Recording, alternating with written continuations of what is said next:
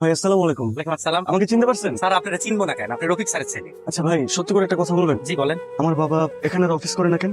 আপনার বাবার তো চাকরি নাই, অফিস করবে কিভাবে? সংসারের খরচ, আপনার লেখাপড়ার খরচ চালাইতে গিয়া আর অনেক টাকা লোন করে ফেলে। স্যার তো আপনার কোনো চাওয়া অপূর্ণ রাখে নাই, যখন যা চাইছেন তাই তো দিস। অফিস থেকে লোন নিয়ে আপনার বাইকটা পর্যন্ত কিনে দিছে। শেষমেশ লোন জমতে জমতে এত বেশি হয়ে গেছে, স্যার আর পরিশোধ করতে পারে না, চাকরিটাই চলে গেছে। তাই সে সেলসম্যানের চাকরি নিয়েছে। আমি স্যার এত করে অনুরোধ করলাম, স্যার আপনার বয়স হয়েছে, আপনি এই বয়সে কেন সেলসম্যানের চাকরি করবেন? আপনার ছেলে তো জোয়ান শক্তি সামর্থ্য, ওর একটা কাজে ঢুকায় দেন না। সে আমার কথা শুনবোই না, তার একটাই কথা, আর ছেলে দেশে লেখাপড়া করাইবো, এটা নাকি তার শখ। আপনার কাছে আমার একটাই অনুরোধ, ভুলেও এই কথাগুলো স্যার বললেন না। ভালো থাকেন স্যার।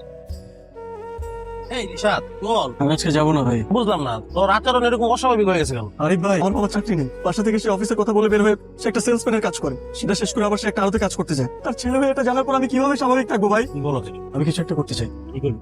জানি না, দরকার হলে রাইড শেয়ারিং করবো। রাইট শেয়ারিং করবি মানে? তোর ক্লাস আছে, পড়ালেখা আছে। রাইট শেয়ারিং করলে পড়ালেখা করবে কি? আগে পড়ালেখায় মনোযোগ দে, পড়ালেখা শেষ কর, পরে রাইট শেয়ারিং মেনে কর। আমার কিছু একটা করতে হবে ভাই, আমি এভাবে বসে থাকতে পারবো না। সব ঠিক আছে, তুই চিন্তা করিস না।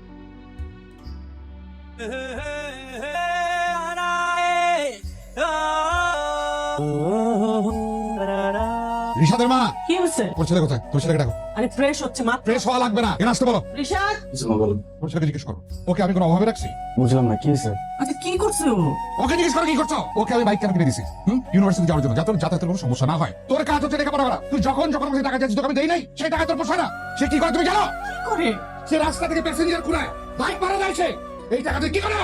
আমি কি করে টাকা দিই? মা, তুমি বাবাকে জিজ্ঞেস করো, বাবা কি করে? জানিস তুই কি করবি? তোর বাবা চাকরি করে। আমার বাবা বাসা থেকে অফিসের নামে বের হয়ে অফিসে ঢুকে সেখান থেকে জামা কাপড় চেঞ্জ করে সে মুদি দোকানে দোকানে সেলসম্যানের কাজ করে। সেখানে অনার কাটেন। জিজ্ঞেস কর বাবাকে। এখানে শেষ না, সে সেখান থেকে টাকা চায়। সে আরতে যে পুলিশ কাজ করে। হ্যাঁ করি, পুলিশ কাজ করে। কেন করি? তোর ভুল সাজা করি, তোর পরিবারের জন্য আমি করি। সমস্যা কি? তুমি যদি আমার জন্য, এই পরিবারের জন্য কুলির কাজ করতে পারো, তাহলে কি আমি সন্তান হিসেবে রাইড শেয়ারিং করতে পারি না? আমি আমার বাবার জন্য কিছু করতে পারবো না? আমি করবো, আমি রাইড শেয়ারিং করবো। যদি দরকার হয় আমি কিছু করবো, কিন্তু আমার বাবাকে কখনো মাথা রক্ষা করতে পারবো। আমি সবসময় আমার বাবার পাশে দাঁড়াতে চাই। আমি দরকার হলে যে কোনো কিছু করবো, আমার কোনো সমস্যা নেই বা, কিন্তু আমি বাবার পাশে দাঁড়াতে চাই। সব করবি, কিন্তু বাবা যতদিন বেঁচে আছে পড়ালেখা যেটা কিচ্ছু করতে পারবি না।